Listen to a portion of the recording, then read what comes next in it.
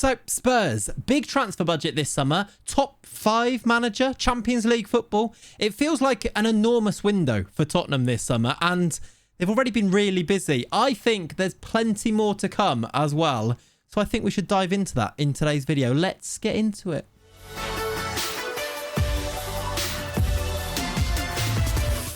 Hello, welcome back to the channel. Welcome back to another realistic rebuild on the channel. Today, we're going to be looking at Tottenham Hotspur. Spurs. I think, as I mentioned in that intro there, that this is going to be a mega transfer window for Tottenham. It feels like they're giving it the big one at the moment. They're going for it at the moment because I have a feeling that Conte being in there, a little bit more settled in there now, and that great end to last season, I feel like they're going to give this season now a really, really good shot. They've been ambitious in the transfer market already. We'll get into that. They are going to go and sign some more players, I think, with that money that Daniel Levy has put on the table for the manager Conte. And I'm going to go and do a bit of a realistic rebuild where I think about which players are going to be sold on and think about which players they might bring in. And then we'll go and do a bit of a simulation to see how they do in Football Manager 2022 as we aim, with Spurs, I think, to close the gap on Manchester City and Liverpool. Before we do dive into the realistic rebuild, starting with the outgoings, then thinking about the incomings, and then doing that simulation.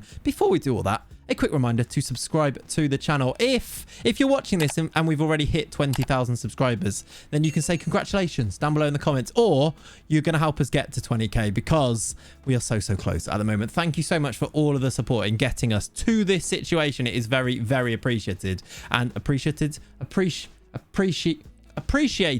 Also, leave a like on the video and also leave me those comments down below. Let me know what you think of the business that we're going to do in today's realistic rebuild. Do you think it's realistic to start with? Do you think actually they're going to move for different targets? Maybe give me a few alternatives. That would be nice to hear from you as well. And also, of course, let me know which team you want to see next for one of these rebuilds, because I'm having so much fun making them and I'll definitely jump into a few more. Okay, so let's start with a bit of a general assessment of the squad, how it stands at this very moment. I've got this up-to-date database which shows how Spurs finished 4th last season, pipping their North London rivals Arsenal to that 4th Champions League spot, which of course could be vital with the recruitment of players. Probably has already been vital with the recruitment of players. Let's have a look at this squad so far then, and I've also put the tactic in that I think is somewhat symbolic of what Spurs were playing last year, and also maybe thinking about what they might move towards playing a little bit more this year. I think generally Conte seemed to adopt 2 real systems. It was the 3 at the back, the 5-2-3 almost. I mean, you could put these a little bit closer to Harry Kane, who was up front. We'll get into those afterwards. And then also the 5-3-2, which I think we saw against Liverpool, for example, where they left Harry Kane and Son up front. We'll think about both of these systems and how I think he's probably going to go with something pretty similar for next year, which will maybe tell us a little bit about the players that he wants to recruit for some of these positions. But let's just go through the squad to start with, and I think there'll be some glaring areas where they need to go and recruit players, and also some players which just don't get into this side, don't get into this system, that are going to be moved on this summer. So in goal, we're obviously going to have Hugo Lloris, the captain. He is the main man. He's going to continue to be their goalkeeper. In terms of backups for him, actually, we've already seen the signing of Fraser Forster come through the door, which is great in terms of homegrown registration purposes, but also I think the quality improvement on Galena, for example, I think is measurable, and I think we'll probably see the end of Galena as a Spurs player after the end of this season. Lloris is the number 1 though. We'll continue by putting him in there. Now, right centre back, at the moment we have Christian Romero, although his loan spell is officially going to end.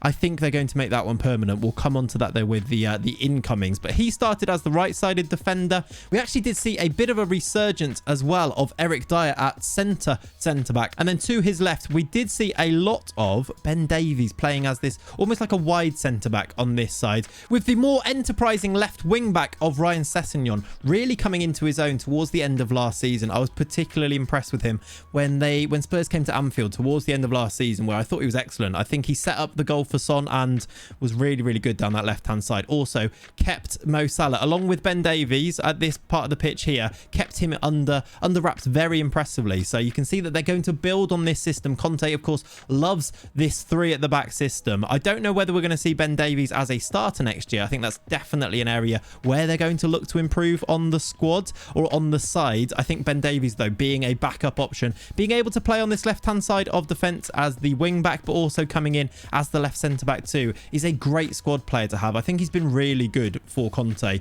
this past season. He's been one of their shining lights at the back, alongside Eric Dyer, who Spurs fans will tell you has been very good at centre-back this year. And then, of course, Christian Romero has been impressive since joining. This defence now seems sorted, but they are going to want to improve on it, which is why you're seeing the links to players like Bastoni and Pau Torrez, and then there are more that are being linked to Spurs. I think that is an area where they will want to go and improve, and it's something I'm going to look at in today's video.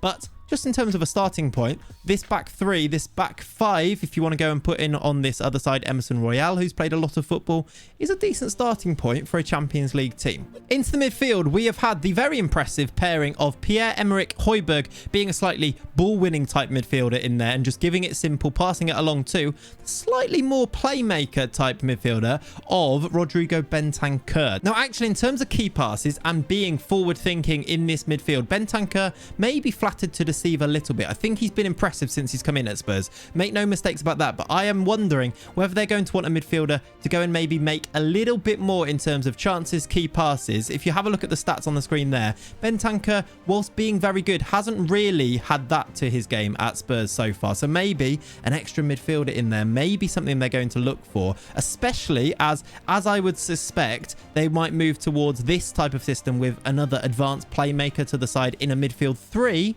This might be a position where they go to find another player. We'll come on to that, though, a little bit later on, won't we? In terms of other players in this midfield, I do wonder if it is the end of Harry Winks' career at Spurs this summer. It feels like the right time to move on. It feels like the time where he needs to go and find games. Now, he's 26 years old. He didn't play many times last season. He was definitely not first choice. These two definitely were first choice. Although, actually, you can make the argument that Oliver Skipp is also a very valuable player for Tottenham Hotspur. I know Spurs fans rate him very highly. So, between those 3, or those, you know, Skipp, Bentancur and Højbjerg, I think they're going to want to add more. They've already added more to this midfield. Bissouma coming in maybe as this destroyer in the midfield. I actually don't know if he is just a destroyer, Yves Bissouma. I think he's got a little bit more to him than that. We've seen that in his time at Brighton, but is there a place for Harry Winks in that midfield? I don't think there is. There's also not a place in this midfield for Giovanni Lo Celso, who, when he comes back from his loan spell, is probably going to be sold this summer, something I'm going to be pressing on with in our transfer part of this video. And then finally, Tanguy Ndombele is also another midfielder that I'd expect to move on. He just doesn't have a place in this midfield. He's been here. Again, a lot of promise when he first came in. Was he going to be the Dembele replacement? Turns out, no. I don't know why that is. He seems like he's got all the talent in the world, but it's not worked out for him. I'd expect him to go back to Lyon after this summer window is closed, and I don't think his Spurs career will continue. That midfield, I think, with Bissouma added to it, is another very strong area of the pitch for Spurs here. I did a tweet recently where I just looked at the players they're bringing in. They're a serious side here. They're building. They're a team to keep a real eye on. I wonder what their plans are for next season. I was thinking about this. What would be a successful season for Spurs next year? Maybe let me know in the comments down below. I think 80 points. I think Spurs are going to have an ambitious target. Can they hit 80 points? Can they be much, much closer to Manchester City and Liverpool at the top of that Premier League? I think 80 points guarantees you that you finish third. I think it's definitely Champions League football, and then you build from there. I mean, anything above that, a title race? Is it possible? Spurs fans, let me know. That seems difficult with the high standards that Manchester City and Liverpool are continually hitting. But I think 80 points is probably what Conte has maybe penciled in. Maybe that's on the whiteboard in his office. It seems a little bit ambitious, but between 75 and 80, I think they'd consider that to be successful. Maybe a decent run in one of the cups, maybe a decent run in the Champions League too, would make the Spurs fans pretty happy, I would assume. Into the front 3 then, and up here, I think these 3 pretty much picked themselves and did pick themselves for the end part of last season. Since Kulusevski came in the January window, he's been sensational. His loan continues for another year. It was a 1.5-year loan that he joined on from Juventus. That will probably be made permanent. Whether that will be made permanent this summer with all the other spending that they're doing, I'm not so sure, because actually they've got a little bit more time on that, haven't they? But I think he will definitely be staying at Spurs. I think he is so useful in just being a bit of a ball carrier and being a bit of a provider for Son on this left-hand side, who, as I mentioned before, maybe does play a little bit closer to Kane than we give him credit for in this system here. Maybe almost like I don't want to say an advanced forward, but maybe like I suppose you could even have like 2 complete forwards here, maybe like a shadow striker just off him here. But we know how good Heung-min Son is. He was the Premier League top goal scorer joint with Mo Salah. I don't know how he wasn't in any of those Team of the Year awards, but he was so good. He's going to continue to be so good for Spurs. They're going to absolutely make sure they hold on to him and Kane up front. And of course, I'll put Kane in now as the striker. Could they do with maybe one more in this front 3 or in this attack part of the pitch? I'd probably say yes. I'm looking at the other options that they've got. I'm looking at Lucas Moura. His actual output, whilst I think he's a decent player, has been very limited. He doesn't particularly provide in terms of goals or assists. I know a lot of his appearances are coming off the bench, but does he do enough for them? I'm not quite sure. Steven Bergwijn seems to have started well and then fallen off a cliff, really. I'd expect him to maybe move on. I think you probably keep Lucas Moura around as one of the squad players, but I think you probably want to add to this. And this area here, there's lots of links to different players at the moment. I think this is an area where I'm going to go and see who can I bring in FM in a realistic manner to add to this attack. If Spurs are going to go and play Champions League games, they're going to want to add to this squad, which is a relatively shallow squad in terms of quality, I would suggest. Adding an extra couple of big names to bring off the bench or to include in that matchday squad, I think is definitely an area that Conte and Paratici will be looking to press on with, and something I'm going to look to do in today's video. But in terms of a squad, once you go through it like this, there's a lot to be happy about. There's a lot of players in here that you're thinking, we've got a decent squad here at Spurs. We can go and do things. Even in terms of the backups, you've got Davinson Sanchez, who maybe could be sold on, but I think probably stays. I think they're going to want to have quality in reserve there. Reguilon, I think if they get a decent offer for Reguilon, we might see him move. I think Sessegnon's maybe the number 1 there, with Ben Davies being his deputy. Maybe he could move on. Doherty, is he good enough? Not sure. He has been in and he's been out of this system. I don't think he's going to move on, but I do wonder if right back could be somewhere to improve on. And actually, we've seen them go and do that in the market so far with Jed Spencer. So maybe he's the new option there. And maybe if they get a decent offer for Emerson Royale, he moves on. There's going to be a lot of moving parts here, as you can kind of tell. Bergwijn, I think, moves on. Tanganga probably has a loan. Joe Rodon, I think we'll see him leave this summer. Harry Winks, I think we'll see leave this summer. Højbjerg will stay and be a very well-used option. Moura, I've mentioned, will stay. Lo Celso will go. And then Pape Matar Sarr will also be a squad option for this season. That's where the squad is. I'm going to go and do some transfers now in FM. I'm going to go sell on those players that I mentioned. I'm going to go and try and bring in some of those realistic targets, as well as hopefully the targets that have actually officially joined already. And I'll be back at the end of the window. Okay, some transfer business, a lot of transfer business is now done, and I've brought in the following players. Let's go straight for the ins, because I think those are the most exciting here, aren't they? There are 2 parts to this. There is the first part here where I brought in some of the players that they've already confirmed as official transfers for the club. Jed Spencer is not yet official as I do this video here, but I really do think this one is definitely going to happen. I've brought him in from Middlesbrough. I think he's going to provide a decent option at right wing back. He's of a profile that you'd expect a team like Spurs to go for. You know, he's young, he's exciting, he's English, he is playing in a position which Spurs probably need to go and strengthen. I'm not surprised at all that he has been brought in. It will be a bit of a jump, and I do wonder how much Jed Spencer we will see at the start of next season. I wonder if Conte will do a bit of a Klopp thing where he eases him in gently. We've seen that with players like Robertson and Fabinho and a few other players at Liverpool. I wonder if we'll see that with Jed Spencer. I'm not necessarily expecting him to go straight into this Spurs squad. I wonder actually if we'll see a bit more Emerson Royale if he stays at the club to start with. The next one that I brought in is Yves Bissouma, who has joined officially, and just as a player, I think this is a remarkable signing. I'm a little bit jealous as a Liverpool fan that Bissouma's been managed to be done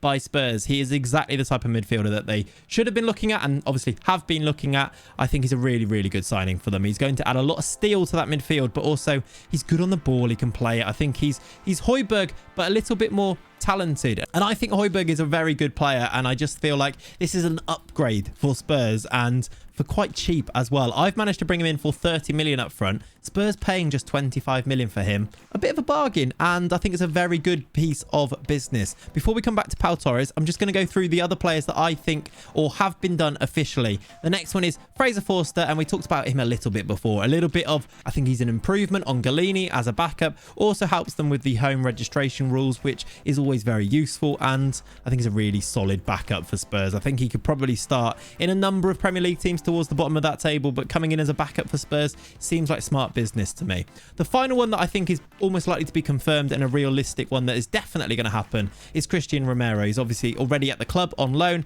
I think they make that permanent. I've managed to spend £38 million, which does rise to 68, but he's expensive on FM, and he was fantastic for them last season. I think he will only build on that. He's also still young as a footballer, only 24 years old. I think we're still to see the best days of Christian Romero as a Spurs player, and I think that's why they're going to go and sign him permanently. Let's go back then to the players that are less confirmed than real life, but I think are likely to happen and I think make a lot of sense for Tottenham this summer. The first being Pau Torrez.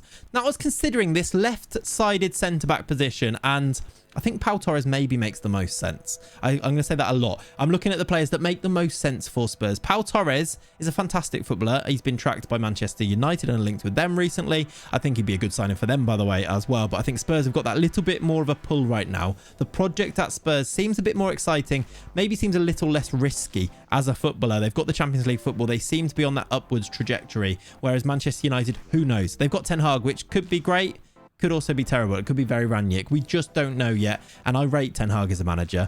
Torrez, I think, would go to Spurs, and I think would be a really good signing for them. The other option, I suppose, is Bastoni. I think Bastoni would be a brilliant defender for them. Can very much play as part of a 3 on that left-hand side, which is exactly what they need, but would maybe be a little bit more expensive. Would maybe be a little bit more difficult to go and get from Inter. I think Pau Torrez makes a lot of sense. We'll show him, and I will go through the squad with him in there. I think he might be their left-sided defender signing this summer. The next player is Christian Eriksen. Now, I really feel like Spurs should just go and get him. There's so much that goes into this signing, by the way. He ticks every single box as a transfer link, doesn't he? He's got a working relationship with the manager, worked with him successfully before. He is a ex-Spurs player, of course, playing for them successfully in his time at Spurs between 13 and 20. And he's also almost exactly what they need in their midfield. I referenced it a little bit earlier. I'll show you what I mean by that as we look at the 5-3-2, which I think we may see a little bit more of for next season. Who knows? But I think Eriksen being in this squad, being able to go and get him is a real statement as well, actually, because he's been linked with Manchester United. I put him in as part of the Manchester United rebuild, that I think they should go and try and get him as well. I think, again, going back to it, between Pau Torrez, as we looked at before, if it is a choice between United and Spurs, I think Eriksen goes to Spurs 9 times out of 10, doesn't he? So I can see this one happening, and I think it'd be a really good bit of business if they did go and do it. The final one that I brought in is Richarlison, who I mentioned adding to the squad. Now, where does he get in? Ahead of Son, ahead of Kane, ahead of Kulusevski? I'm not sure he does. I think one person that would definitely put him in ahead of Son, Kane or Kulusevski is Richarlison himself. And I think that would be the type of competition that maybe Spurs need to do if they are going to go to that next level. He is a very confident footballer, is Richarlison, very confident person. I think he's a very able footballer as well. Brazil international, I can see why they're linked with him. He can also play as that middle striker, can play from the left, can play from the right, as an option, as a player that's going to get a lot of games just in terms of rotation next year as Spurs go and play in the Champions League, as we talked about before. It makes a lot of sense, especially from that Everton team, which is down towards the bottom of the table, which need money because the situation at Everton is just not very good. Maybe a rebuild video like this one on them could be coming up very soon, because I think it's a very interesting window for Everton. Richarlison into Spurs, I can see it happening, you know. Those are the incomings then. Let's just go through some of the outs as well, as they're pretty much the players that I mentioned before. Lo Celso I've sold to Ajax for 15 mil, and Ndombele to Lyon for 10. Harry Winks I did sell. He went to Sunderland, who are back in the Championship, of course, and maybe they'll look to go and make a signing like that one. Not sure Winks goes to Sunderland, but there you go. Carter Vickers has also gone, and then if I go through to the other ones, which are just on this page here, Joe Rodon has gone for 15 mil to Wolves, and Bergwijn to West Ham, again for 15 million. So I raised the money. I think I ended up spending 68 million there and also 78 million there. I spent about 150 million and brought some of that back in. which I think is pretty realistic as far as the window is likely to go this summer.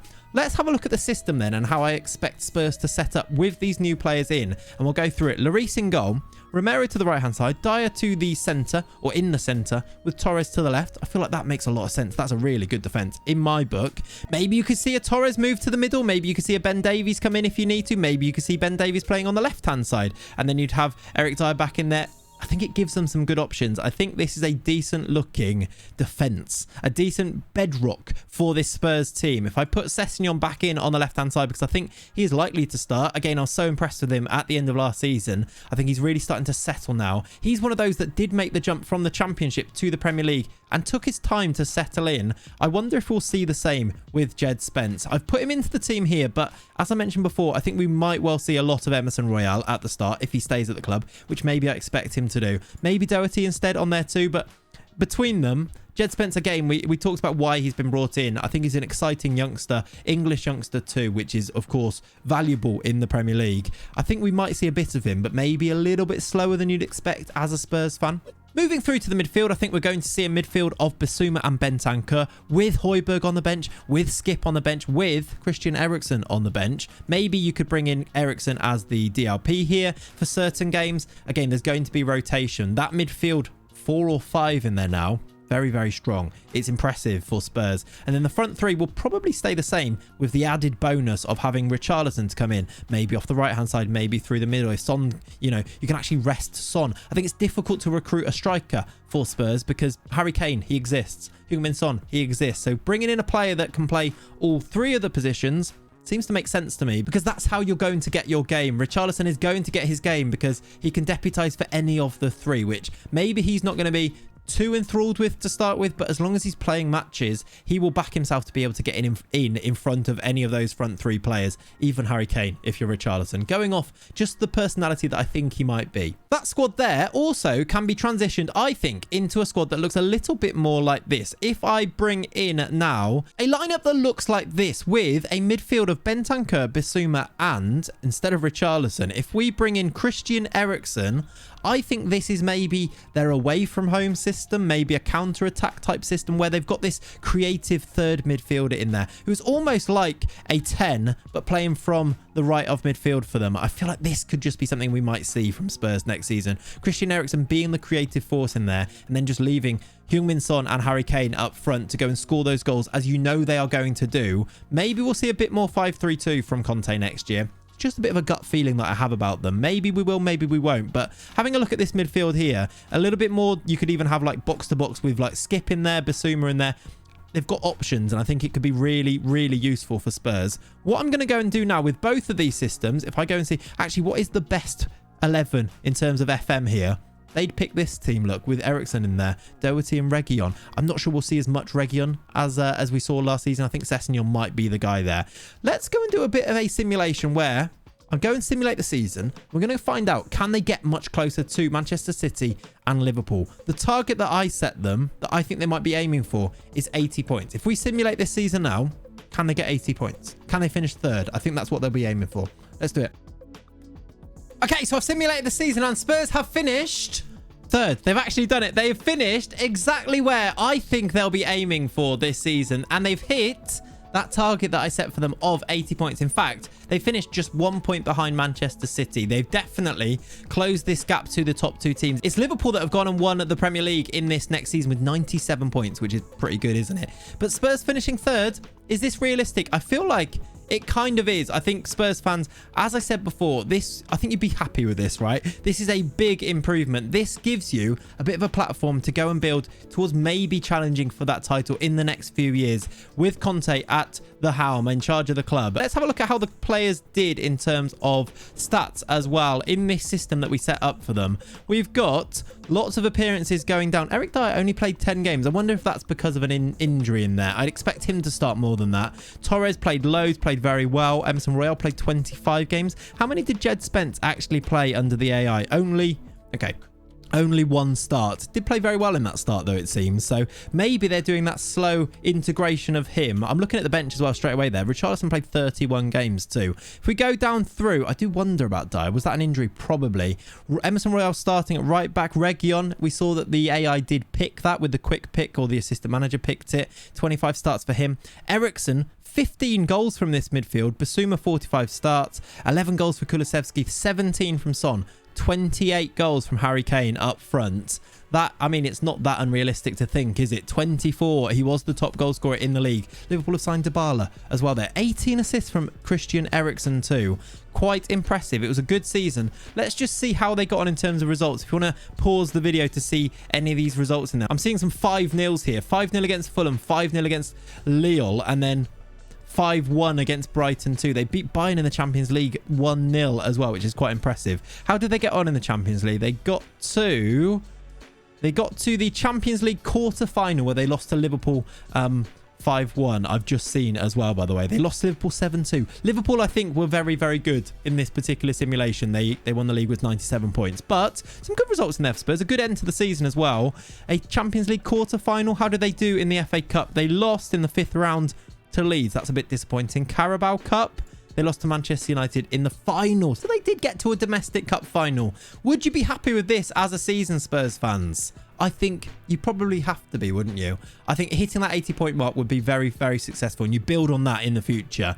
Do you agree with the transfers that I made here? Do you have alternatives that you'd prefer your club to go for? Other fans of other teams, do you think this is realistic? Who do you want to see me go and do a realistic rebuild of next? Let me know that in the comments down below today. And if you've not subscribed to the channel, but you did enjoy this video, by the way, if you did get to the end, if you're watching at this point, you're an OG, but also you must have enjoyed the video. So leave a like on it and subscribe to the channel, because 20k and all that. Thank you for watching though.